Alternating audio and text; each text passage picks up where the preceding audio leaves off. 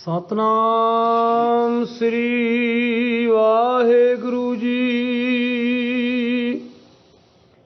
असंख नाव असंख थाव, अगम अगम असंख लो, संख है सर पार होय। असंख नाव असंख थाव, अगम अगम असंख लोय, असंख है सर पार होय। अखरी नाम अखरी सालाह, अखरी ज्ञान गीत गुण गा, अखरी लिखण बोलण बाण, अखरा सिर संजोग विखाण। जिन ए लिखे तिस सिर नाहे, जिव फरमाए तिव तिव पाहे। जेता कीता तेता नाओ, बिन नावै नाही को थाओ। कुदरत कवण कहाँ विचार, वारया ना जावा एक बार। जो तुद भावै साई भलीकार, तू सदा सलामत निरंकार। जो तुद भावै साई भलीकार, तू सदा सलामत निरंकार। असंख नाव असंख थाव। वाहिगुरु जी का खालसा, वाहिगुरु जी की फतेह। परम सन्मान योग सतगुरु महाराज दी साजी नवाजी होई। गुरु खालसा साध संगत जीओ, सतगुरु ने अपार रहमत कीती। साडे कलयुगी जीवां दे उधार वास्ते जिथे आप पावन 10 गुरु स्वरूप धारण कीते, उथे हमेशा लई सरबत जीवां दी कल्याण वास्ते पावन अमृत रूप इलाही बाणी उचारण कीती। उस पवित्र बाणी नूं पंचम पातशाह शहीदां दे सिरताज शांति दे सोमे,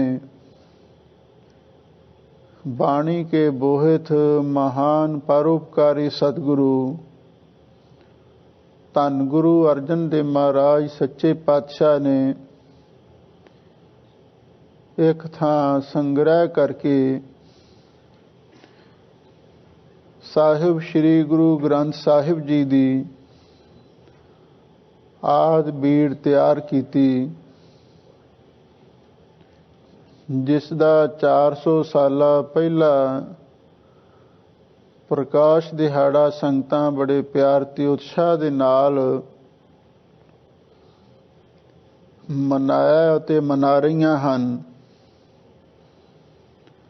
10वें पातशाह चोजी प्रीतम साहिबे कमाल धन गुरु गोबिंद सिंह साहब महाराज ने दमदमा साहिब जी दी धरती ते, जिथे साहिब श्री गुरु ग्रंथ साहिब जी दी पवित्र बाणी दा अपने अनुभव द्वारा कंठों उचारण कीता, उथे नाल दी नाल गुरबाणी दे अर्थ भी पढ़ाए सन, जिथों के गुरबाणी दे अर्थां दी संप्रदाय सिख धर्म दे अंदर आरंभ हुई। क्यों भावें सतगुरु दी बाणी अपने आप दे विच एक अमोलक खजाना है। गुर सागर रतनी पर पूरे, अमृत संत चुगै नहीं दूरे। ਹਰ ਰਸ ਚੋਗ ਚੁਗੈ ਪ੍ਰਭ ਭਾਵੈ, ਸਰਵਰ ਮੈਂ ਹੰਸ ਪ੍ਰਾਣ ਪਦ ਪਾਵੈ। ਪਰ ਇਸ ਗੁਰਬਾਣੀ ਦੇ ਅਮੋਲਕ ਖਜ਼ਾਨੇ ਨੂੰ ਜਿੰਨਾ ਚਿਰ ਤੱਕ ਅਸੀਂ ਵਿਚਾਰਦੇ ਨਹੀਂ, ਖੋਜਦੇ ਨਹੀਂ, ਨਿਰਖਦੇ ਨਹੀਂ, ਪਰਖਦੇ ਨਹੀਂ, ਉਨਾ ਚਿਰ ਤੱਕ ਸਾਨੂੰ ਇਸ ਤੋਂ ਪੂਰਾ ਲਾਭ ਨਹੀਂ ਪ੍ਰਾਪਤ ਹੋ ਸਕਦਾ। ਧੰਨ ਗੁਰੂ ਗੋਬਿੰਦ ਸਿੰਘ ਸਾਹਿਬ ਮਹਾਰਾਜ ਸੱਚੇ ਪਾਤਸ਼ਾਹ ਨੂੰ ਇਸੇ ਲਈ ਮਹਾਨ ਪਰਉਪਕਾਰ ਕਰਨਾ ਪਿਆ ਹੈ। ਬਾਣੀ ਬਿਰਲੋ ਵਿਚਾਰ ਸੀ, ਜੇ ਕੋ ਗੁਰਮੁਖ ਹੋਏ, ਇਹ ਬਾਣੀ ਮਹਾਂਪੁਰਖ ਕੀ ਨਿਜ ਕਰ ਵਾਸਾ ਹੋਏ। ਧੰਨ ਗੁਰੂ ਨਾਨਕ ਦੇਵ ਮਹਾਰਾਜ ਦੇ ਪਵਿੱਤਰ ਵਾਕ ਹਨ, ਬਾਣੀ ਸਾਡਾ ਗੁਰੂ ਹੈ। ਬਾਣੀ ਦੀ ਵਿਚਾਰ ਕਰਨੀ, ਗੁਰੂ ਦੇ ਨਾਲ ਹੀ ਵਾਰਤਾਲਾਪ ਕਰਨਾ ਹੈ। ਜਿਹੜੇ ਗੁਰਸਿੱਖ ਮਾਈ ਪਾਈ ਇਸ ਬਾਣੀ ਦੇ ਸਾਗਰ ਵਿੱਚ ਟੁੱਬੀਆਂ ਲਾਉਂਦੇ ਹਨ ਔਰ ਉਹਨਾਂ ਨੂੰ ਹੀ ਇਸ ਕੀਮਤੀ ਖਜ਼ਾਨੇ ਦਾ ਪਤਾ ਲੱਗਦਾ ਹੈ। ਉਤਮ ਸਲੋਕ ਸਾਧ ਕੇ ਬਚਨ, ਅਮਲੀਕ ਲਾਲ ਇਹ ਰਤਨ, ਗੁਰ ਕਾ ਸ਼ਬਦ ਰਤਨ ਹੈ, ਹੀਰੇ ਜਿਤ ਜੜਾਓ, ਕੀਰਤਨ ਨਰਮੋਲਕ ਹੀਰਾ, ਆਨੰਦ ਗੁਣੀ ਕੀ ਹੀਰਾ। ਇਸ ਬਾਣੀ ਦੇ ਵਿੱਚ ਕਿੰਨੇ ਅਮੋਲਕ ਪਦਾਰਥ ਸਤਿਗੁਰੂ ਨੇ ਰੱਖੇ ਹੋਏ ਹਨ। ਇਸ ਲਈ ਹਰ ਗੁਰਸਿੱਖ ਮਾਈ ਭਾਈ ਨੂੰ ਬਾਣੀ ਪੜ੍ਹਨੀ ਹੀ ਨਹੀਂ ਚਾਹੀਦੀ, ਬਲਕਿ ਇਸ ਦੀ ਵਿਚਾਰ ਵੀ ਹੋਣੀ ਚਾਹੀਦੀ ਹੈ। ਵਿਚਾਰ ਤੋਂ ਬਿਨਾਂ ਗੁਰਬਾਣੀ ਦੇ ਗੋਝ ਗਿਆਨ ਦਾ, ਗੋਝ ਅਰਥਾਂ ਦਾ, ਗੋਝ ਭਾਵਾਂ ਦਾ ਸਾਨੂੰ ਪਤਾ ਨਹੀਂ ਲੱਗ ਸਕਦਾ। ਇਸੇ ਲਈ ਕਲਗੀਧਰ ਪਾਤਸ਼ਾਹ ਨੇ ਜਿਨ੍ਹਾਂ ਸਿੰਘਾਂ ਨੂੰ ਅਰਥ ਪੜ੍ਹਾਏ ਸਨ, ਭਾਈ ਮਨੀ ਸਿੰਘ ਜੀ, ਬਾਬਾ ਦੀਪ ਸਿੰਘ ਜੀ, ਉਹਨਾਂ ਸਾਰਿਆਂ ਨੂੰ ਆਪਣੇ ਵੱਲੋਂ ਇਹ ਇੱਕ ਹਦਾਇਤ ਕੀਤੀ ਸੀ, ਇੱਕ ਵਾਰਨਿੰਗ ਦਿੱਤੀ ਸੀ, ਖਾਲਸਾ ਜੀ, ਜਿੰਨਾ ਵੀ ਕੋਈ ਗੁਰਬਾਣੀ ਨੂੰ ਪੜ੍ਹਿਆ ਹੈ, ਵਿਚਾਰਿਆ ਹੈ, ਸਮਝਿਆ ਹੈ ਔਰ ਉਹ ਓਨੀ ਹੀ ਬਾਣੀ ਨੂੰ ਅੱਗੇ ਪੜ੍ਹਾਵੇ, ਬਾਣੀ ਦੀ ਵਿਚਾਰ ਕਰੇ, ਗੁਰਬਾਣੀ ਦੇ ਅਰਥ ਪੜ੍ਹਾਵੇ। ਇਹ ਧੰਨ ਗੁਰੂ ਗੋਬਿੰਦ ਸਿੰਘ ਸਾਹਿਬ ਮਹਾਰਾਜ ਨੇ ਖਾਲਸੇ ਦੀ ਡਿਊਟੀ ਲਾਈ ਹੋਈ ਹੈ। ਸਾਹਿਬ ਸਤਿਗੁਰੂ ਸੱਚੇ ਪਾਤਸ਼ਾਹ ਨੇ ਅਪਾਰ ਮਿਹਰ ਕੀਤੀ। ਗੁਰਬਾਣੀ ਦੇ ਅਰਥਾਂ ਦੀ ਟਕਸਾਲ ਸੰਪਰਦਾਏ ਸੀਨੇ ਬਸੀਨੇ ਉਸ ਅਰਥਾਂ ਨੂੰ ਅੱਗੇ ਪ੍ਰਚਾਰ ਦੀ, ਪ੍ਰਸਾਰ ਦੀ ਆ ਰਹੀ ਹੈ। ਗੁਰਬਾਣੀ ਦੀ ਵਿਚਾਰਧਾਰਾ ਇੱਕ ਐਸੀ ਗਿਆਨ ਦੀ ਗੰਗਾ ਹੈ ਜਿਸ ਦੇ ਵਿੱਚ ਇਸ਼ਨਾਨ ਕਰਨ ਦੇ ਨਾਲ ਜਨਮਾਂ ਜਨਮਾਂ ਦੇ ਪਾਪ ਲੈ ਸਕਦੇ ਹਨ। ਪਰ ਵਡਭਾਗੀ ਗੁਰਸਿੱਖ ਹਨ ਜੋ ਇਸ ਗੁਰਬਾਣੀ ਦੇ ਗਿਆਨ ਦੀ ਗੰਗਾ ਦੇ ਵਿੱਚ ਇਸ਼ਨਾਨ ਕਰਦੇ ਹਨ। ਧੰਨ ਗੁਰੂ ਨਾਨਕ ਦੇਵ ਮਹਾਰਾਜ ਸੱਚੇ ਪਾਤਸ਼ਾਹ ਨੇ ਜਿਤਨੀ ਵੀ ਬਾਣੀ ਉਚਾਰਨ ਕੀਤੀ, ਸਤਿਗੁਰੂ ਦੀ ਬਾਣੀ ਅਗਾਧ ਬੋਧ ਬਾਣੀ ਹੈ। ਜਦੋਂ ਵੀ ਸੁਰਤ ਉਸ ਨਿਰੰਕਾਰ ਦੇ ਅਕਾਲ ਪੁਰਖ ਦੇ ਚਰਨਾਂ ਦੇ ਨਾਲ ਜੁੜਦੀ, ਅਕਾਲ ਪੁਰਖ ਵਾਹਿਗੁਰੂ ਪਰਮੇਸ਼ਰ ਵੱਲੋਂ ਹੁਕਮ ਹੁੰਦਾ, ਜਿਸ ਨੂੰ ਇਸਲਾਮ ਨੇ ਇਲਹਾਮ ਦਾ ਨਾਮ ਦਿੱਤਾ ਹੈ। ਜਦੋਂ ਸਤਿਗੁਰੂ ਮਹਾਰਾਜ ਨੂੰ ਅਕਾਲ ਪੁਰਖ ਵਾਹਿਗੁਰੂ ਪਰਮੇਸ਼ਰ ਵੱਲੋਂ ਇਲਹਾਮ ਉਤਰਦਾ, ਪੈਗਾਮ ਆਉਂਦਾ ਤਾਂ ਭਾਈ ਮਰਦਾਨੇ ਨੂੰ ਆਖਦੇ, ਭਾਈ ਮਰਦਾਨਿਆਂ ਬਾਣੀ ਆਈ ਹੈ, ਰਬਾਬ ਵਜਾ। ਭਾਈ ਮਰਦਾਨਾ ਰਬਾਬ ਵਜਾਉਣ ਲੱਗ ਜਾਂਦਾ। ਸਾਹਿਬ ਸਤਿਗੁਰੂ ਸੱਚੇ ਪਾਤਸ਼ਾਹ ਸੰਗੀਤ ਦੇ ਅੰਦਰ ਉਸ ਬਾਣੀ ਨੂੰ ਉਚਾਰਨ ਕਰਦੇ। ਐਸਾ ਰੰਗ ਵੱਜਦਾ। ਇਤਿਹਾਸ ਦੱਸਦਾ ਹੈ, ਜਿਹੜਾ ਵੀ ਸਤਿਗੁਰੂ ਮਹਾਰਾਜ ਦੇ ਮੁਖੋਂ ਉਚਾਰਨ ਕੀਤੀ ਹੋਈ ਬਾਣੀ ਨੂੰ ਸੁਣ ਲੈਂਦਾ ਔਰ ਉਹ ਉੱਥੇ ਹੀ ਕੀਲਿਆ ਜਾਂਦਾ ਹੈ। ਉਹਨੂੰ ਸਰੀਰ ਦਾ, ਸੰਸਾਰ ਦਾ, ਦੇਸ਼ ਕਾਲ ਦਾ ਵੀ ਚੇਤਾ ਭੁੱਲ ਜਾਂਦਾ। ਔਰ ਇੱਥੋਂ ਤੱਕ ਲਿਖਿਆ ਹੈ, ਸਾਹਿਬ ਸਤਿਗੁਰੂ ਸੱਚੇ ਪਾਤਸ਼ਾਹ ਦੀ ਪਵਿੱਤਰ ਬਾਣੀ ਦੇ ਕੀਰਤਨ ਦਾ ਪ੍ਰਭਾਵ ਵਾਤਾਵਰਣ ਤੇ ਵੀ, ਪੌਣ ਪਾਣੀ ਤੇ ਵੀ ਪੈਂਦਾ। ਪਾਣੀ ਵੀ ਸ਼ਾਂਤ ਹੋ ਜਾਂਦਾ ਤੇ ਹਵਾ ਵੀ ਰੁਕ ਜਾਂਦੀ। ਧੰਨ ਗੁਰੂ ਨਾਨਕ ਦੇਵ ਮਹਾਰਾਜ ਸੱਚੇ ਪਾਤਸ਼ਾਹ ਜਿਸ ਵੇਲੇ ਬਾਣੀ ਉਚਾਰਨ ਕਰਦੇ, ਇਹ ਵੀ ਲਿਖਿਆ ਹੈ, ਬਨਾਸਪਤੀ ਵਿੱਚੋਂ ਅੰਮ੍ਰਿਤ ਚੋਣ ਲੱਗ ਜਾਂਦਾ। ਬਾਣੀ ਉਚਰੈ ਸਾਧ ਜਨ ਅਮਿਓ ਚੱਲੈ ਝਰਨੇ। ਧੰਨ ਗੁਰੂ ਨਾਨਕ ਦੇਵ ਮਹਾਰਾਜ ਸੱਚੇ ਪਾਤਸ਼ਾਹ ਜਦੋਂ ਬਾਣੀ ਉਚਾਰਨ ਕਰਦੇ ਤਾਂ ਜਿਹੜੇ ਜੰਗਲ ਦੇ ਜਾਨਵਰ ਸਨ, ਜਿਵੇਂ ਕਈ ਦਰਿੰਦੇ, ਕਈ ਪਰਿੰਦੇ, ਉਹ ਵੀ ਆਪਣੇ ਸੁਭਾਅ ਨੂੰ ਛੱਡ ਕੇ ਐਨ ਸ਼ਾਂਤ ਹੋ ਕੇ ਗੁਰੂ ਮਹਾਰਾਜ ਦੀ ਪਵਿੱਤਰ ਬਾਣੀ ਨੂੰ ਸੁਣਨ ਲੱਗ ਜਾਂਦੇ। ਇਹ ਐਸਾ ਬਾਣੀ ਦਾ ਪ੍ਰਭਾਵ ਸੀ ਜਿਹਦੇ ਨਾਲ ਪਸ਼ੂਆਂ ਦਾ, ਪ੍ਰੇਤਾਂ ਦਾ, ਪੱਥਰਾਂ ਦਾ, ਮੂਰਖਾਂ ਦਾ ਵੀ ਉਧਾਰ ਹੋਇਆ। ਆਪ ਸੰਗਤਾਂ ਉਸ ਪਵਿੱਤਰ ਬਾਣੀ ਦੀ ਵਿਚਾਰ ਸੁਣਦੇ ਹੋ, ਜਿਸ ਬਾਣੀ ਨੇ ਜਨ ਮਾਨਸ ਤੇ ਦੇਵਤੇ ਕੀਏ, ਮਨੁੱਖ ਤੋਂ ਦੇਵਤੇ ਬਣਾ ਦਿੱਤੇ। ਬਾਣੀ ਵਿੱਚ ਹੁਣ ਵੀ ਓਨੀ ਸ਼ਕਤੀ ਹੈ। ਹੁਣ ਵੀ ਸਤਿਗੁਰੂ ਦੀ ਬਾਣੀ ਮਨੁੱਖ ਨੂੰ ਦੇਵਤਾ ਬਣਾ ਸਕਦੀ ਹੈ। ਪਹਿਲਾਂ ਇਹ ਗੱਲ ਸਮਝ ਲੈਣੀ ਚਾਹੀਦੀ ਹੈ, ਦੇਵਤਾ ਤੇ ਮਨੁੱਖ ਵਿੱਚ ਫਰਕ ਕੀ ਹੈ। ਸਿਆਣੇ ਮਹਾਂਪੁਰਖਾਂ ਨੇ ਇਸ ਗੱਲ ਦਾ ਨਿਰਣਾ ਕੀਤਾ ਹੈ, ਪਸ਼ੂ ਉਹ ਹੈ ਜਿਹੜਾ ਕੇਵਲ ਤਨ ਦੇ ਆਸ਼ਰਿਤ ਜਿਉਂਦਾ ਹੈ, ਜਿਸ ਨੂੰ ਕੇਵਲ ਆਪਣੇ ਸਰੀਰ ਦਾ ਫਿਕਰ ਹੈ, ਬਸ ਰੋਟੀ ਦਾ ਫਿਕਰ ਹੈ, ਇਸ ਤੋਂ ਅਗਾਂਹ ਨਹੀਂ ਸੋਚਦਾ, ਉਹ ਪਸ਼ੂ ਹੈ। ਜਿਹੜਾ ਮਨੁੱਖ ਮਨ ਦੀ ਕਲਪਨਾ ਦੇ ਆਸਰੇ ਜਿਉਂਦਾ ਹੈ, ਮਨ ਦੀ ਇੱਛਾ ਦੇ ਆਧਾਰ ਤੇ ਜਿਉਂਦਾ ਹੈ, ਉਹ ਮਨੁੱਖ ਹੈ। ਜਿਹੜਾ ਆਤਮਾ ਦੇ ਤਲ ਤੇ ਪਹੁੰਚ ਜਾਂਦਾ ਹੈ, ਉਸ ਨੂੰ ਸਤਿਗੁਰੂ ਦੀ ਬਾਣੀ ਨੇ ਦੇਵਤਾ ਆਖਿਆ। ਦੇਵਤੇ ਕੋਈ ਆਕਾਸ਼ੋਂ ਨਹੀਂ ਉਤਰਦੇ। ਇਸੇ ਲਈ ਸਤਿਗੁਰੂ ਕਹਿੰਦੇ ਨੇ, ਪਸ਼ੂ ਕੋਲ ਕੇਵਲ ਤਨ ਹੁੰਦਾ ਹੈ, ਮਨੁੱਖ ਦੇ ਕੋਲ ਤਨ ਦੇ ਨਾਲ ਮਨ ਵੀ ਹੁੰਦਾ ਹੈ, ਪਰ ਦੇਵਤੇ ਕੋਲ ਕੇਵਲ ਆਤਮਾ ਹੁੰਦੀ ਹੈ। ਜਦੋਂ ਮਨੁੱਖ ਉਸ ਆਤਮ ਤਲ ਤੇ ਪਹੁੰਚ ਜਾਂਦਾ ਹੈ, ਉਸ ਵੇਲੇ ਉਹ ਦੇਵਤਾ ਬਣ ਜਾਂਦਾ ਹੈ। ਜਿਹੜੀ ਇਹ ਸਤਿਗੁਰੂ ਦੀ ਪਵਿੱਤਰ ਬਾਣੀ ਹੈ, ਇਹ ਸਾਨੂੰ ਪਸ਼ੂ ਦੇ ਤਲ ਤੋਂ ਚੁੱਕ ਕੇ ਪਹਿਲਾਂ ਸਾਨੂੰ ਮਨੁੱਖ ਬਣਾਉਂਦੀ ਹੈ ਤੇ ਮਨੁੱਖ ਤੋਂ ਅੱਗੇ ਦੇਵਤਾ ਵੀ ਬਣਾਉਂਦੀ ਹੈ। ਇਸ ਲਈ ਜੇ ਕਿਸੇ ਨੇ ਇਸ ਗੁਰਬਾਣੀ ਦੀ ਕਰਾਮਾਤ ਨੂੰ ਅਜਮਾਉਣਾ ਹੋਵੇ ਤਾਂ ਉਸ ਨੂੰ ਆਪਣਾ ਜੀਵਨ ਗੁਰਬਾਣੀ ਦੇ ਅਨੁਸਾਰ ਢਾਲਣਾ ਪਏਗਾ।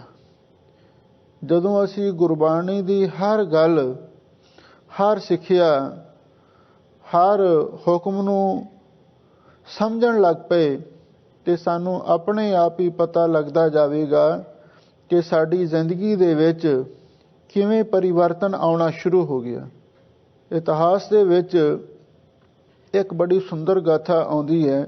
ਧੰਨ ਗੁਰੂ ਨਾਨਕ ਦੇਵ ਮਹਾਰਾਜ ਸੱਚੇ ਪਾਤਸ਼ਾਹ ਜਦੋਂ ਕਰਤਾਰਪੁਰ ਸਾਹਿਬ ਜੀ ਦੇ ਅੰਦਰ ਬਿਰਾਜਮਾਨ ਸਨ, ਬੇਅੰਤ ਸੰਗਤਾਂ ਸਤਿਗੁਰੂ ਦੇ ਦਰਸ਼ਨ ਕਰਨ ਆਉਂਦੀਆਂ ਅਤੇ ਸਤਿਗੁਰੂ ਦੇ ਮੁਖ ਤੋਂ ਅੰਮ੍ਰਿਤ ਬਾਣੀ ਦਾ ਉਪਦੇਸ਼ ਸੁਣ ਕੇ ਨਿਹਾਲ ਹੁੰਦੀਆਂ ਔਰ ਉਹਨਾਂ ਸੰਗਤਾਂ ਨੂੰ ਅਨੁਭਵ ਕਰਕੇ ਇੱਕ ਕੋਈ ਸਾਧਾਰਨ ਮਨੁੱਖ ਸੀ, ਉਹਦੇ ਮਨ ਦੇ ਵਿੱਚ ਖਿਆਲ ਆਇਆ ਕਿ ਇਹ ਜਿਹੜੇ ਲੋਕ ਨੇ ਸਤਿਗੁਰੂ ਮਹਾਰਾਜ ਸੱਚੇ ਪਾਤਸ਼ਾਹ ਦੇ ਪਾਸ ਕਿਸ ਲਈ ਜਾਂਦੇ ਹਨ। ਉਹਨੇ ਕਈਆਂ ਨੂੰ ਪੁੱਛਿਆ, ਭਾਈ ਤੁਸੀਂ ਉੱਥੇ ਕੀ ਲੈਣ ਵਾਸਤੇ ਜਾਂਦੇ ਹੋ। ਕਿਸੇ ਨੇ ਇਹ ਗੱਲ ਆਖੀ ਕਿ ਸਤਿਗੁਰੂ ਦੇ ਦਰਸ਼ਨ ਕਰਕੇ ਸਾਡੇ ਮਨ ਨੂੰ ਸ਼ਾਂਤੀ ਮਿਲਦੀ ਹੈ। ਕੋਈ ਇਹ ਗੱਲ ਆਖਦਾ ਸਤਿਗੁਰੂ ਦੇ ਬਚਨ ਸਰਵਣ ਕਰਕੇ ਕਾਇਆ ਕਲਪ ਹੋ ਜਾਂਦੀ ਹੈ। ਕਿਸੇ ਨੇ ਇਹ ਗੱਲ ਆਖੀ ਸਤਿਗੁਰੂ ਦੇ ਉਪਦੇਸ਼ਾਂ ਨੂੰ ਸੁਣ ਕੇ ਮਨੁੱਖ ਤੋਂ ਦੇਵਤੇ ਬਣ ਜਾਂਦੇ ਹਨ। ਪਰ ਉਸ ਨੂੰ ਇਸ ਗੱਲ ਦੀ ਸਮਝ ਨਾ ਆਵੇ। ਇੱਕ ਦਿਨ ਉਹਦੇ ਮਨ ਵਿੱਚ ਖਿਆਲ ਆਇਆ, ਕਿਉਂ ਨਾ ਮੈਂ ਖੁਦ ਜਾ ਕੇ ਇਸ ਗੱਲ ਨੂੰ ਅਨੁਭਵ ਕਰਾਂ ਕਿ ਉੱਥੇ ਜਾ ਕੇ ਮਿਲਦਾ ਕੀ ਹੈ। ਹੁਣ ਜਦੋਂ ਇਹ ਮਨੁੱਖ ਧੰਨ ਗੁਰੂ ਨਾਨਕ ਦੇਵ ਮਹਾਰਾਜ ਸੱਚੇ ਪਾਤਸ਼ਾਹ ਦੇ ਪਾਸ ਪਹਿਲੀ ਵਾਰ ਆਇਆ ਹੈ, ਇਤਿਹਾਸ ਦੱਸਦਾ ਹੈ, ਇਹਦਾ ਉੱਥੇ ਮਨ ਨਾ ਲੱਗੇ, ਕਦੇ ਇੱਧਰ ਕਦੇ ਉੱਧਰ ਵੇਖੇ, ਕਿਉਂਕਿ ਇਹ ਕੋਈ ਜਿਗਿਆਸੂ ਬਣ ਕੇ ਤੇ ਆਇਆ ਨਹੀਂ ਸੀ, ਕੁਛ ਲੈਣ ਵਾਸਤੇ ਤੇ ਆਇਆ ਨਹੀਂ ਸੀ, ਸਿਰਫ ਦੇਖਣ ਵਾਸਤੇ ਆਇਆ ਸੀ ਵੀ ਇੱਥੇ ਕੀ ਹੋ ਰਿਹਾ ਹੈ। ਸਾਹਿਬ ਸਤਿਗੁਰੂ ਸੱਚੇ ਪਾਤਸ਼ਾਹ ਨੇ ਉਸ ਸੱਜਣ ਨੂੰ ਆਪਣੇ ਕੋਲ ਸੱਦਿਆ। ਕਹਿਣ ਲੱਗੇ, ਭਾਈ ਗੁਰਮੁਖਾ, ਤੂੰ ਦੱਸ ਇੱਥੇ ਕੀ ਲੈਣ ਵਾਸਤੇ ਆਇਆ ਹੈ। ਇਹਨੇ ਅੱਗੋਂ ਜਵਾਬ ਦਿੱਤਾ, ਕਹਿਣ ਲੱਗਾ, ਮੈਂ ਲੈਣ ਵਾਸਤੇ ਕੁਝ ਨਹੀਂ ਆਇਆ, ਮੈਂ ਤੇ ਸਿਰਫ ਦੇਖਣ ਵਾਸਤੇ ਆਇਆ ਹਾਂ ਕਿ ਇੱਥੇ ਲੋਕ ਕਾਹਦੇ ਲਈ ਆਉਂਦੇ ਨੇ। ਸਾਹਿਬ ਸਤਿਗੁਰੂ ਸੱਚੇ ਪਾਤਸ਼ਾਹ ਕਹਿਣ ਲੱਗੇ, ਅੱਛਾ ਇਹ ਗੱਲ ਦੇਖਣ ਵਾਸਤੇ ਆਇਆ, ਅੱਛਾ ਕੁਝ ਸਮੇਂ ਤੋਂ ਬਾਅਦ ਤੈਨੂੰ ਇਸ ਗੱਲ ਦਾ ਪਤਾ ਲੱਗੇਗਾ ਕਿ ਇੱਥੇ ਲੋਕ ਕਾਹਦੇ ਲਈ ਆਉਂਦੇ ਨੇ।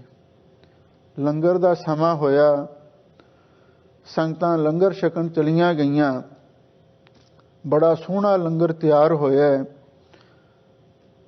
ਲਾਂਗਰੀ ਸਿੰਘਾਂ ਨੇ ਲੰਗਰ ਤਿਆਰ ਕੀਤਾ, ਸਭ ਸੰਗਤਾਂ ਨੇ ਬੈਠ ਕੇ ਛਕਿਆ ਤੇ ਇਹਨੇ ਵੀ ਉੱਥੇ ਬੈਠ ਕੇ ਲੰਗਰ ਛਕਿਆ। ਬਾਅਦ ਵਿੱਚ ਇਹਦੇ ਮਨ ਦੇ ਵਿੱਚ ਖਿਆਲ ਆਇਆ, ਜਿਵੇਂ ਆਮ ਸਾਧਾਰਨ ਬੰਦਿਆਂ ਦੀ ਆਪਣੀ ਸੋਚ ਹੁੰਦੀ ਹੈ। ਕਹਿੰਦਾ, ਹੁਣ ਪਤਾ ਲੱਗਿਆ ਵੀ ਇੱਥੇ ਇਹ ਲੋਕ ਕਾਹਦੇ ਲਈ ਆਉਂਦੇ ਨੇ। ਲੰਗਰ ਵਿੱਚ ਚੰਗਾ ਪਦਾਰਥ ਬਣਦਾ ਹੈ, ਚੰਗੇ ਸਵਾਦੀ ਭੋਜਨ ਬਣਦੇ ਨੇ, ਇਸ ਲਈ ਤਾਂ ਲੰਗਰ ਛਕਣ ਵਾਸਤੇ ਹੀ ਆਉਂਦੇ ਨੇ। ਹੋਰ ਇੱਥੇ ਗੁਰੂ ਦੇ ਕੋਲ ਗੁਰਦੁਆਰੇ ਦੇ ਵਿੱਚ ਕਾਹਦੇ ਲਈ ਆਉਣਾ। ਆਪੋ ਆਪਣੀ ਸੋਚ, ਆਪੋ ਆਪਣੀ ਦ੍ਰਿਸ਼ਟੀ, ਆਪੋ ਆਪਣਾ ਦ੍ਰਿਸ਼ਟੀਕੋਣ ਹੁੰਦਾ। ਹੁਣ ਜਦੋਂ ਇਹ ਗੱਲ ਹੋਈ, ਧੰਨ ਗੁਰੂ ਨਾਨਕ ਦੇਵ ਮਹਾਰਾਜ ਨੇ ਇਹਨੂੰ ਆਪਣੇ ਕੋਲ ਸੱਦਿਆ। ਕਹਿਣ ਲੱਗੇ, ਗੁਰਮੁਖਾ, ਤੈਨੂੰ ਕੁਛ ਲੱਗਿਆ ਪਤਾ ਹੈ। ਕਹਿੰਦਾ, ਮਹਾਰਾਜ ਕੁਝ ਪਤਾ ਲੱਗਿਆ। ਸਤਿਗੁਰੂ ਕਹਿੰਦੇ, ਦੱਸ ਕਿੰਨਾ ਕੁ ਪਤਾ ਲੱਗਿਆ। ਕਹਿਣ ਲੱਗਾ, ਸੱਚੇ ਪਾਤਸ਼ਾਹ, ਮੈਂ ਤੇ ਇਹ ਸਮਝਦਾ ਹਾਂ, ਤੁਹਾਡੇ ਲੰਗਰ ਵਿੱਚ ਬੜੇ ਸੁੰਦਰ ਭੋਜਨ ਤਿਆਰ ਹੁੰਦੇ ਨੇ। ਆ ਜਿੰਨੇ ਵੀ ਲੋਕ ਤੁਹਾਡੇ ਕੋਲ ਆਉਂਦੇ ਨੇ, ਇਹ ਉਹ ਲੰਗਰ ਛਕਣ ਵਾਸਤੇ ਆਉਂਦੇ ਨੇ। ਮੈਨੂੰ ਇਹਨਾਂ ਦਾ ਸੁਭਾਅ ਹਰਿਆਏ ਪਸ਼ੂਆਂ ਵਰਗਾ ਜਾਪਦਾ ਹੈ, ਜਿਹੜੇ ਹਰੀਆਂ ਹਰੀਆਂ ਚਰਦੇ ਨੇ। ਇਸ ਲਈ ਇਸ ਤੋਂ ਸਿਵਾਏ ਮੈਨੂੰ ਹੋਰ ਤੇ ਕੁਝ ਨਹੀਂ ਪਤਾ ਲੱਗ ਸਕਿਆ। ਧੰਨ ਗੁਰੂ ਨਾਨਕ ਦੇਵ ਮਹਾਰਾਜ ਸੱਚੇ ਪਾਤਸ਼ਾਹ ਹੱਸ ਪਏ। ਕਹਿਣ ਲੱਗੇ, ਗੁਰਮੁਖਾ, ਜਦੋਂ ਪਹਿਲਾਂ ਹਰ ਮਨੁੱਖ ਆਉਂਦਾ ਹੈ, ਉਹਨੂੰ ਇਸੇ ਤਰ੍ਹਾਂ ਹੀ ਪ੍ਰਤੀਤ ਹੁੰਦਾ ਹੈ, ਕਿਉਂਕਿ ਹਾਲੇ ਉਸ ਦੀ ਆਪਣੀ ਅਵਸਥਾ ਬਹੁਤ ਨੀਵੀਂ ਹੁੰਦੀ ਹੈ। ਪਸ਼ੂ ਦੇ ਤਲ ਤੇ ਉਸ ਦਾ ਆਪਣਾ ਜੀਵਨ ਰੁਕਿਆ ਹੁੰਦਾ ਹੈ, ਤੇ ਫਿਰ ਉਹਨੂੰ ਦੂਸਰੇ ਵੀ ਉਸ ਤਰ੍ਹਾਂ ਦੇ ਨਜ਼ਰ ਆਉਂਦੇ ਨੇ। ਸਿਆਣੇ ਪੁਰਖਾਂ ਨੇ ਇੱਕ ਬੜੀ ਸੁੰਦਰ ਗੱਲ ਆਖੀ ਹੈ, ਜਥਾ ਦ੍ਰਿਸ਼ਟੀ ਤਥਾ ਸ੍ਰਿਸ਼ਟੀ, ਜਿਹਾ ਵੇਖੈ ਤੇਹਾ ਵੇਖ। ਜਿਹੋ ਜਿਹੀ ਮਨੁੱਖ ਦੀ ਦ੍ਰਿਸ਼ਟੀ ਹੋਵੇ, ਉਹੋ ਜਿਹੀ ਸ੍ਰਿਸ਼ਟੀ ਪ੍ਰਤੀਤ ਹੁੰਦੀ ਹੈ।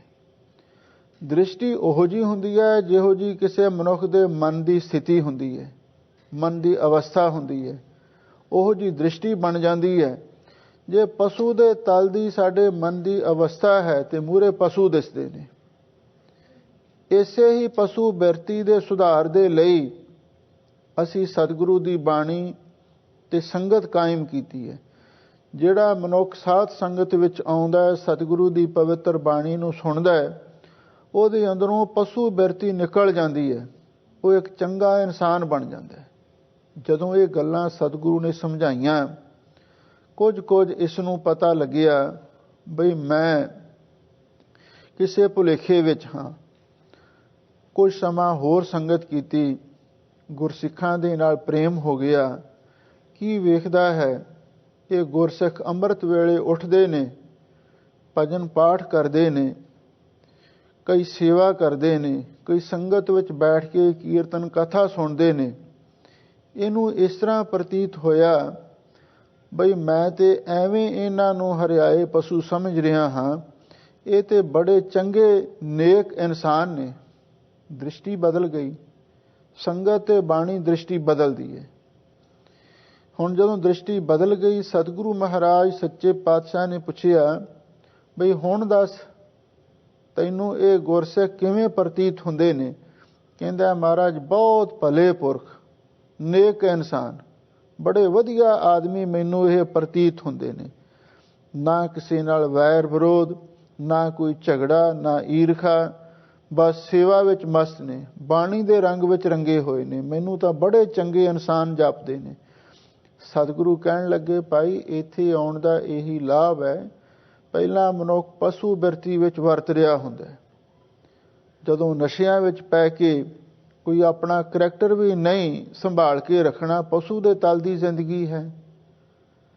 ਤੇ ਜਦੋਂ ਸੰਗਤ ਵਿੱਚ ਆਉਂਦਾ ਤੇ ਪਤਾ ਲੱਗਦਾ ਹੈ, ਦੇਖ ਪਰਾਈਆਂ ਚੰਗੀਆਂ ਮਾਵਾਂ ਭੈਣਾਂ ਧੀਆਂ ਜਾਣੇ, ਫਿਰ ਉਸ ਨੂੰ ਪਤਾ ਲੱਗਦਾ ਵੀ ਮੈਂ ਤੇ ਪਸ਼ੂ ਦੇ ਤਲ ਦੀ ਜ਼ਿੰਦਗੀ ਜੀ ਰਿਹਾ ਹਾਂ।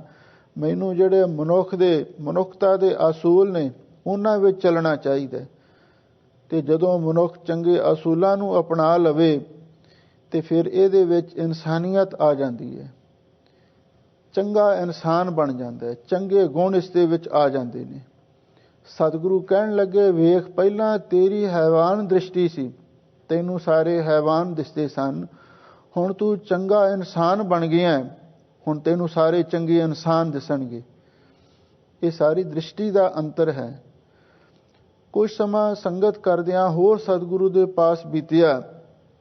ਇਹਦੇ ਮਨ ਦੇ ਵਿੱਚ ਵੀ ਚਾਉ ਪੈਦਾ ਹੋਇਆ, ਕਿਉਂ ਨਾ ਮੈਂ ਵੀ ਗੁਰੂ ਵਾਲਾ ਬਣ ਜਾਵਾਂ। ਸਤਿਗੁਰੂ ਦੇ ਪਾਸੋਂ ਚਰਨਾਮ੍ਰਿਤ ਲਿਆ, ਗੁਰੂ ਦੀਖਿਆ ਨੂੰ ਪ੍ਰਾਪਤ ਕੀਤਾ ਤੇ ਨਾਮ ਦਾ ਅਭਿਆਸ ਕਰਨ ਲੱਗਿਆ।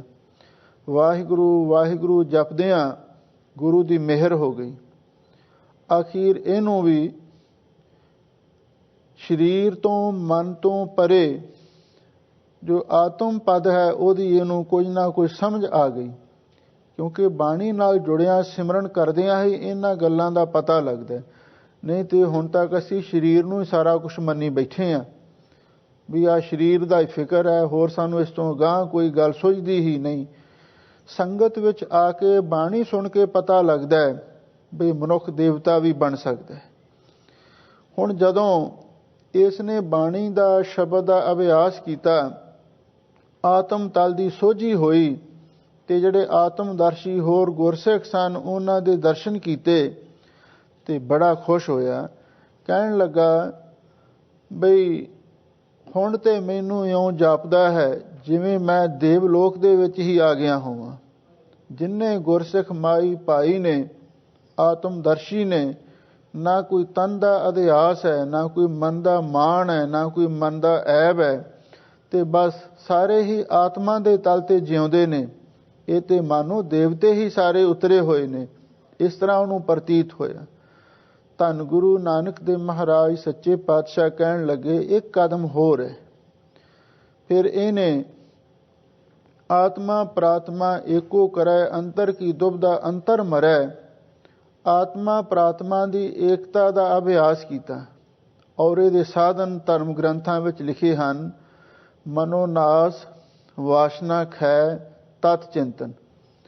ਜੀਵਨ ਮੁਕਤੀ ਦੇ ਇਹ ਸਾਧਨ ਨੇ ਮਨ ਦੇ ਸੰਕਲਪਾਂ ਵਿਕਲਪਾਂ ਨੂੰ ਵੀ ਸ਼ਾਂਤ ਕਰਨਾ, ਮਨੋਨਾਸ, ਤੇ ਵਾਸ਼ਨਾ ਖੈ, ਜਿੰਨੀਆਂ ਮਨ ਦੀਆਂ ਵਾਸ਼ਨਾਵਾਂ ਨੇ, ਖਾਣ ਦੀਆਂ, ਪਹਿਨਣ ਦੀਆਂ, ਭੋਗਣ ਦੀਆਂ, ਇਹਨਾਂ ਨੂੰ ਵੀ ਸ਼ਾਂਤ ਕਰ ਦੇਣਾ। ਤਤ ਚਿੰਤਨ, ਸਿਰਫ ਬ੍ਰਹਮ ਦਾ ਹੀ ਚਿੰਤਨ ਕਰਨਾ, ਵਾਹਿਗੁਰੂ ਦਾ ਸਿਮਰਨ ਕਰਨਾ। ਜਦੋਂ ਹੁਣ ਹੌਲੀ ਹੌਲੀ ਜੀਵਨ ਮੁਕਤੀ ਦੇ ਸਾਧਨ ਕਰਦਿਆਂ ਹੋਇਆਂ ਇਸ ਨੂੰ ਬ੍ਰਹਮ ਗਿਆਨ ਦੀ ਅਵਸਥਾ ਪ੍ਰਾਪਤ ਹੋ ਗਈ ਤੇ ਸਤਿਗੁਰੂ ਕਹਿਣ ਲੱਗੇ ਭਾਈ ਗੁਰਸਿੱਖਾ ਹੁਣ ਦੱਸ, ਤੈਨੂੰ ਪਤਾ ਲੱਗ ਗਿਆ ਵੀ ਇੱਥੇ ਆਉਣ ਦਾ ਲਾਭ ਕੀ ਹੈ। ਸਤਿਗੁਰੂ ਦੇ ਚਰਨ ਫੜ ਲਏ।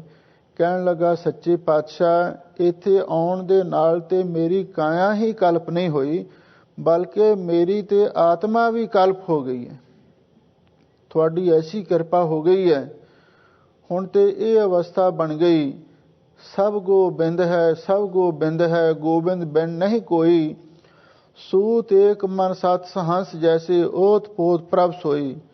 ਜਿੱਧਰ ਵੀ ਮੈਂ ਦੇਖਦਾ ਹਾਂ, ਦੋਏ ਦੋਏ ਲੋਚਨ ਪੇਖਾ, ਹਉ ਹਰ ਬਿਨ ਔਰ ਨਾ ਦੇਖਾ। ਨੈਣ ਰਹੀ ਰੰਗ ਲਾਈ, ਅਬ ਬੇਗਲ ਕਹਿਣ ਨਾ ਜਾਈ। ਸਾਹਿਬ ਸਤਿਗੁਰੂ ਸੱਚੇ ਪਾਤਸ਼ਾਹ ਕਹਿੰਦੇ, ਭਾਈ ਤੇਰਾ ਸੰਗਤ ਵਿੱਚ ਆਉਣ ਦਾ ਮਨੋਰਥ ਸਫਲ ਹੋਇਆ। ਅਸੀਂ ਵੀ ਹੁਣ ਹਰ ਰੋਜ਼ ਸੰਗਤ ਵਿੱਚ ਆਉਂਦੇ ਹਾਂ। ਆਪਣੇ ਮਨ ਵਿੱਚ ਵਿਚਾਰ ਕਰਨੀ ਹੈ ਵੀ ਇੱਥੇ ਆਉਣ ਦੇ ਨਾਲ ਕੋਈ ਸਾਡੇ ਉੱਤੇ ਬਾਣੀ ਦਾ ਅਸਰ ਹੋਇਆ। ਜੇ ਤੇ ਅਸੀਂ ਆ ਕੇ ਵਿਕਾਰਾਂ ਨੂੰ ਛੱਡਣਾ ਸ਼ੁਰੂ ਕਰ ਦਿੱਤਾ, ਔਗਣਾਂ ਨੂੰ ਛੱਡਣਾ ਸ਼ੁਰੂ ਕਰ ਦਿੱਤਾ, ਚੰਗੇ ਗੁਣ ਸਿੱਖੀ ਦੇ ਅਸੂਲਾਂ ਨੂੰ ਧਾਰਨ ਕਰਨਾ ਸ਼ੁਰੂ ਕਰ ਦਿੱਤਾ, ਫਿਰ ਤੇ ਸਮਝ ਲਓ ਸਾਡੇ ਤੇ ਗੁਰਬਾਣੀ ਦਾ, ਕਥਾ ਦਾ ਅਸਰ ਹੋਣਾ ਸ਼ੁਰੂ ਹੋ ਗਿਆ। ਜੇ ਹੁਣ ਪੱਥਰ ਮਨ ਦੇ ਨਾਲ ਹੀ ਅਸੀਂ ਸੰਗਤ ਵਿੱਚ ਆਉਨੇ ਹਾਂ, ਸੁਣਿਆ ਤੇ ਪੱਲੇ ਝਾੜ ਕੇ ਉੱਠ ਜਾਂਦੇ ਹਾਂ, ਫਿਰ ਬਈ ਕੋਈ ਸਾਨੂੰ ਬਹੁਤਾ ਲਾਭ ਵੀ ਨਹੀਂ ਹੋ ਸਕਦਾ। ਕਿਉਂਕਿ ਸਤਿਗੁਰੂ ਮਹਾਰਾਜ ਨੇ ਬਾਣੀ ਵਿੱਚ ਇੱਕ ਬੜੀ ਸੁੰਦਰ ਗੱਲ ਲਿਖੀ ਹੈ। ਸਤਿਗੁਰੂ ਦੇ ਬਚਨ ਹੈ, ਊਂਦਾ ਭਾਂਡਾ ਕਛ ਨਾ ਸਮਾਵੈ, ਸਿੱਧਾ ਅੰਮ੍ਰਿਤ ਪਰੈ ਨਿਹਾਰ।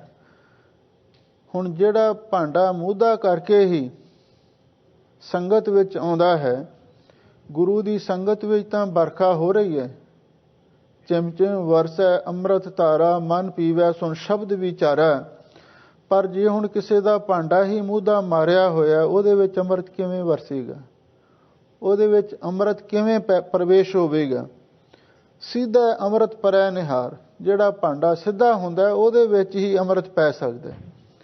ਇਸ ਲਈ ਗੁਰੂ ਘਰ ਦੇ ਵਿੱਚ ਆਉਣਾ, ਭਾਂਡੇ ਸਿੱਧੇ ਕਰਕੇ ਆਓ, ਆਪਣੇ ਮਨ ਨੂੰ ਸਨਮੁਖ ਬਣਾ ਕੇ ਆਓ ਅਤੇ ਕੁਛ ਲੈਣ ਦੀ ਭਾਵਨਾ ਵੀ ਅਸੀਂ ਕੁਝ ਨਾ ਕੁਝ ਸਿੱਖ ਕੇ ਆਉਣਾ, ਕੁਛ ਨਾ ਕੁਛ ਧਾਰਨ ਕਰਕੇ ਆਉਣਾ, ਇਸ ਭਾਵਨਾ ਦੇ ਨਾਲ ਆਓ ਤੇ ਫਿਰ ਇੱਥੇ ਆ ਕੇ ਜ਼ਰੂਰ ਸਾਡੇ ਤੇ ਗੁਰੂ ਦੀ ਕਿਰਪਾ ਹੁੰਦੀ ਹੈ।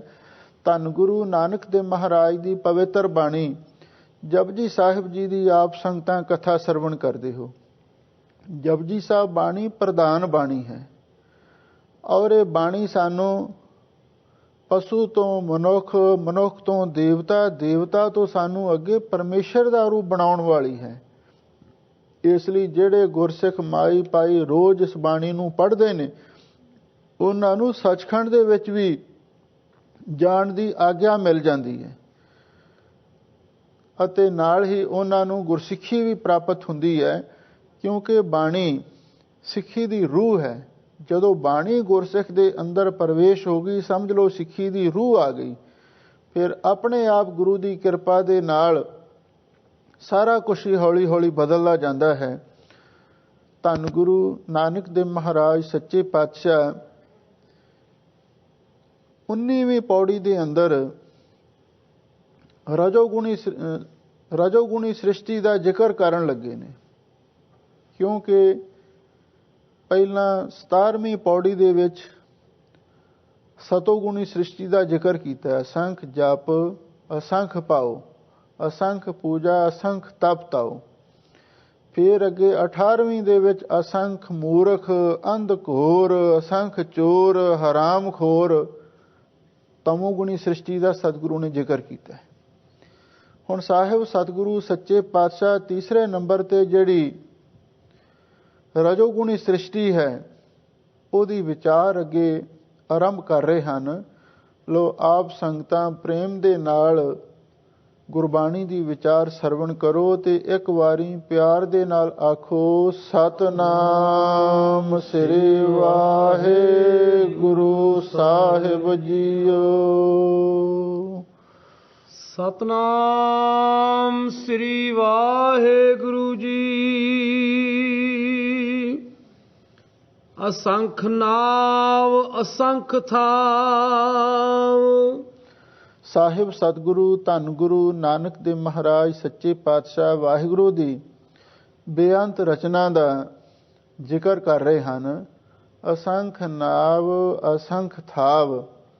ਅਸੰਖ ਦਾ ਅਰਥ ਹੈ ਅਣਗਿਣਤ, ਕਿਉਂਕਿ ਸੰਖ ਜਿਹੜਾ ਸ਼ਬਦ ਹੈ ਗਿਣਤੀ ਦਾ ਸੂਚਕ ਹੈ। ਅਸੰਖ ਜਿਹੜਾ ਐੜਾ ਸ਼ੁਰੂ ਦੇ ਵਿੱਚ ਲੱਗਿਆ ਹੋਇਆ ਹੈ, ਇਸ ਦਾ ਮਤਲਬ ਹੈ ਜਿਹੜਾ ਗਿਣਤੀ ਤੋਂ ਰਹਿਤ ਹੋਵੇ। ਸੰਖ ਦੀ ਗਿਣਤੀ ਸਭ ਤੋਂ ਵੱਡੀ ਮੰਨੀ ਗਈ ਹੈ। ਹਜ਼ੂਰ ਕਹਿੰਦੇ ਨੇ ਅਸੰਖ ਨਾਵ ਅਣਗਿਣਤ ਹੀ ਵਾਹਿਗੁਰੂ ਪਰਮੇਸ਼ਰ ਨੇ ਨਾਮ ਪੈਦਾ ਕੀਤੇ ਨੇ। ਇਹਦਾ ਮਤਲਬ ਇਹ ਹੈ ਜਿੰਨੇ ਵੀ ਮਨੁੱਖ ਨੇ, ਜਿੰਨੇ ਵੀ ਜੀਵ ਜੰਤੂ ਨੇ, ਜਿੰਨੇ ਵੀ ਪਰਿੰਦੇ ਨੇ, ਜਿੰਨੇ ਵੀ ਪਦਾਰਥ ਨੇ, ਉਹਨਾਂ ਸਾਰਿਆਂ ਦੇ ਵੱਖੋ ਵੱਖਰੇ ਨਾਮ ਨੇ। ਅਸੰਖ ਨਾਮ, ਉਹ ਅਣਗਿਣਤ ਹੀ ਨਾਮ ਹਨ। ਤੇ ਅਸੰਖ ਥਾਵ, ਜਿੱਥੇ ਜਿੱਥੇ ਉਹ ਰਹਿੰਦੇ ਨੇ, ਉਹ ਥਾਂ ਦਾ ਅਰਥ ਹੈ ਟਿਕਾਣੇ, ਉਹ ਵੀ ਅਣਗਿਣਤ ਨੇ। ਹੁਣ ਦੇਖ ਲਓ, ਕੋਈ ਇੰਡੀਆ ਵਿੱਚ ਬੈਠਾ ਹੈ, ਕੋਈ ਪਾਕਿਸਤਾਨ, ਕੋਈ ਅਮਰੀਕਾ ਦੇ ਵਿੱਚ, ਤੇ ਫਿਰ ਇਹ ਤਾਂ ਦੇਸ਼ਾਂ ਦੇ ਨਾਮ ਨੇ ਨਾ।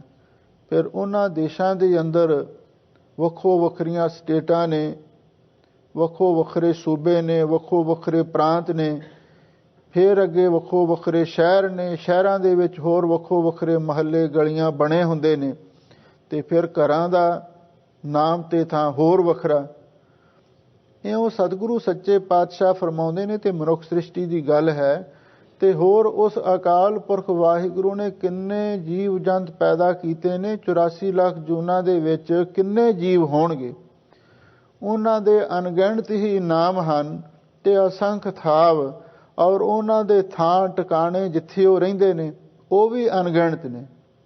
ਹੁਣ ਕਈ ਜੀਵ ਇਹੋ ਜਿਹੇ ਨੇ ਜਿਹੜੇ ਜੰਗਲਾਂ ਵਿੱਚ ਰਹਿੰਦੇ ਨੇ, ਕਈ ਐਸੇ ਵੀ ਹਨ ਜਿਹੜੇ ਮਿੱਟੀ ਵਿੱਚ ਹੀ ਰਹਿੰਦੇ ਨੇ, ਕਈ ਐਸੇ ਵੀ ਹਨ ਜਿਹੜੇ ਪਾਣੀ ਵਿੱਚ ਰਹਿੰਦੇ ਨੇ, ਕਈ ਐਸੇ ਵੀ ਜੀਵ ਨੇ ਜਿਹੜੇ ਪੱਥਰਾਂ ਦੇ ਵਿੱਚ ਰਹਿੰਦੇ ਨੇ। ਅਸੰਖ ਥਾਵ, ਕੋਈ ਉਹਨਾਂ ਬਾਰੇ ਦੱਸ ਸਕਦਾ ਹੈ? ਇਸ ਲਈ ਵਾਹਿਗੁਰੂ ਦੀ ਸ੍ਰਿਸ਼ਟੀ ਬੇਅੰਤ ਹੈ, ਉਹਦੇ ਅਣਗਿਣਤ ਨਾਮ ਹਨ। ਤੇ ਅਸੰਖ ਥਾਵ, ਤੇ ਅਣਗਿਣਤ ਹੀ ਉਹਨਾਂ ਦੇ ਥਾਂ ਨੇ ਜਿੱਥੇ ਕਿ ਸਾਰੇ ਪਸ਼ੂ ਪੰਛੀ ਜੀਵ ਰਹਿੰਦੇ ਨੇ। ਉਹਨਾਂ ਦੇ ਸਥਾਨਾਂ ਦੀ ਵੀ ਕੋਈ ਗਿਣਤੀ ਨਹੀਂ ਕਰ ਸਕਦਾ, ਉਹਨਾਂ ਦੇ ਨਾਵਾਂ ਦਾ ਵੀ ਕੋਈ ਸ਼ੁਮਾਰ ਨਹੀਂ ਦੱਸ ਸਕਦਾ। ਅਗੰਮ ਅਗੰਮ ਅਸੰਖ ਲੋ। ਸਾਹਿਬ ਸਤਿਗੁਰੂ ਸੱਚੇ ਪਾਤਸ਼ਾਹ ਫਰਮਾਉਂਦੇ ਨੇ ਵੀ ਅਗੰਮ, ਅਗੰਮ ਦਾ ਅਰਥ ਹੈ ਗਮਤਾ ਤੋਂ ਰਹਿਤ, ਭਾਵ ਜਿੱਥੇ ਮਨੁੱਖ ਦੀ ਪਹੁੰਚ ਨਾ ਹੋ ਸਕੇ। ਇਹਦਾ ਮਤਲਬ ਇਹ ਹੋ ਗਿਆ ਅਗੰਮ, ਅਗੰਮ ਦਾ ਵੀ ਪਰੇ ਤੋਂ ਪਰੇ। ਅਸੰਖ ਲੋ, ਅਣਗਿਣਤ ਹੀ ਲੋਕ ਨੇ। ਲੋ ਦਾ ਅਰਥ ਹੈ ਲੋਕ। ਲੋਕ ਤੋਂ ਮੁਰਾਦ ਹੈ ਤਵਕ ਦੀ, ਭਵਨ ਦੀ। ਜਿਵੇਂ ਆਹ ਲੋਕ ਹੈ, ਇਸ ਨੂੰ ਮਾਤ ਲੋਕ ਕਹਿੰਦੇ ਨੇ। ਔਰ ਹੇਠਾਂ ਪਾਤਾਲ ਨੇ। ਉਹ ਪਾਤਾਲ ਕਿੰਨੇ ਨੇ? ਵੈਸੇ ਤਾਂ ਆਮ ਜਿਹੜੇ ਵਿਦਵਾਨ ਨੇ, ਰਿਸ਼ੀ ਮੁਨੀ ਨੇ, ਉਹਨਾਂ ਨੇ 7 ਹੀ ਪਾਤਾਲ ਲਿਖੇ ਨੇ। ਪਰ ਬਈ ਗੁਰੂ ਮਹਾਰਾਜ ਸੱਚੇ ਪਾਤਸ਼ਾਹ ਨੇ ਤਾਂ ਲਿਖਿਆ ਹੈ ਪਾਤਾਲਾਂ ਪਾਤਾਲ ਲਖ, ਆਗਾਸਾਂ ਆਗਾਸ, ਵੀ ਉਹ ਲੋਕ ਬੇਅੰਤ ਨੇ। ਜੇ ਪਾਤਾਲ ਲੋਕ ਬੇਅੰਤ ਨੇ, ਤੇ ਜਿਹੜੇ ਉੱਪਰਲੇ ਲੋਕ ਨੇ ਉਹਨਾਂ ਦੀ ਵੀ ਗਿਣਤੀ ਕੋਈ ਨਹੀਂ। ਹੁਣ ਇਹ ਗੱਲ ਤੇ ਤੁਸੀਂ ਸਾਇੰਸਦਾਨਾਂ ਨੂੰ ਪੁੱਛ ਕੇ ਵੇਖ ਸਕਦੇ ਹੋ। ਹੁਣ ਇਹਨਾਂ ਨੇ ਬੜੇ ਤੇਜ਼ ਚੱਲਣ ਵਾਲੇ ਰਾਕਟ ਬਣਾਏ ਨੇ, ਔਰ ਉਹਨਾਂ ਨੇ ਹੁਣ ਇਸ ਗੱਲ ਦੀ ਖੋਜ ਕੀਤੀ ਹੈ ਵੀ ਵਾਹਿਗੁਰੂ ਦੀ ਰਚਨਾ ਇੰਨੀ ਬੇਅੰਤ ਹੈ, ਇੰਨੀ ਮਹਾਨ ਹੈ, ਜਿਸ ਦਾ ਕੋਈ ਵੀ ਅੰਤ ਨਹੀਂ ਪਾ ਸਕਦਾ। ਉਹ ਕਹਿੰਦੇ ਨੇ ਜਿਹੜੇ ਅਸੀਂ ਰਾਕਟ ਬਣਾਏ ਨੇ ਸਭ ਤੋਂ ਤੇਜ਼ ਚੱਲਣ ਵਾਲੇ, ਜੇ ਉਹ 100 ਸਾਲ ਵੀ ਆਕਾਸ਼ ਵੱਲ ਸਿੱਧੇ ਉੱਡਦੇ ਤੁਰੇ ਜਾਣ, ਤੇ ਤਾਂ ਵੀ ਵਾਹਿਗੁਰੂ ਦੀ ਰਚਨਾ ਦਾ ਅੰਤ ਨਹੀਂ ਆ ਸਕਦਾ। 100 ਸਾਲ ਕੀ ਚਾਹੇ ਕਰੋੜਾਂ ਸਾਲ ਹੀ ਤੁਰੇ ਜਾਣ, ਕਿਉਂਕਿ ਵਾਹਿਗੁਰੂ ਦੀ ਰਚਨਾ ਬੇਅੰਤ ਹੈ। ਕੁਝ ਵਿਗਿਆਨਕਾਂ ਨੇ ਇਹ ਦੱਸਿਆ ਹੈ, ਆ ਜਿਹੜੀ ਸੂਰਜ ਦੀ ਰੋਸ਼ਨੀ ਹੈ, ਕਿਰਨ ਹੈ, ਇਹਦੀ ਸਪੀਡ ਬਹੁਤ ਤੇਜ਼ ਮੰਨੀ ਗਈ ਹੈ। ਰੋਸ਼ਨੀ ਦੀ ਸਪੀਡ ਬਹੁਤ ਤੇਜ਼ ਮੰਨੀ ਗਈ ਹੈ। 1 ਸੈਕਿੰਡ ਦੇ ਵਿੱਚ 1,86,000 ਮੀਲ ਤੱਕ ਇਸ ਦੀ ਸਪੀਡ ਮੰਨੀ ਗਈ ਹੈ। ਪਰ ਸਾਇੰਸਦਾਨਾਂ ਨੇ, ਖੋਜ ਕਰਨ ਵਾਲਿਆਂ ਨੇ ਹੁਣ ਇਹ ਗੱਲ ਦੱਸ ਦਿੱਤੀ ਹੈ ਬਈ ਕੁਝ ਗ੍ਰਹਿ, ਕੁਝ ਲੋਕ ਇਸ ਧਰਤੀ ਤੋਂ ਇੰਨੀ ਦੂਰ ਨੇ, ਜਿਨ੍ਹਾਂ ਦੀ ਇੱਥੇ ਤੱਕ ਰੋਸ਼ਨੀ ਆਉਣ ਵਾਸਤੇ ਕਈ ਮਿੰਟ ਲੱਗ ਸਕਦੇ ਨੇ। ਫਿਰ ਅੱਗੇ ਖੋਜ ਕਰਕੇ ਉਹਨਾਂ ਦੱਸਿਆ ਕਈਆਂ ਦੀ ਇੱਥੇ ਰੋਸ਼ਨੀ ਆਉਣ ਲਈ ਕਈ ਘੰਟੇ ਵੀ ਲੱਗ ਸਕਦੇ ਨੇ। ਅਖੀਰ ਤੇ ਚਲਦਿਆਂ ਚਲਦਿਆਂ ਉਹਨਾਂ ਨੇ ਇਹ ਗੱਲ ਕਹਿ ਦਿੱਤੀ ਕਈ ਇੰਨੀ ਦੂਰ ਨੇ ਜਿਨ੍ਹਾਂ ਦੀ ਰੋਸ਼ਨੀ ਇੱਥੇ ਆਉਣ ਤੱਕ ਕਈ ਦਿਨ ਤੇ ਕਈ ਮਹੀਨੇ ਤੇ ਸਾਲ ਵੀ ਲੱਗ ਸਕਦੇ ਨੇ।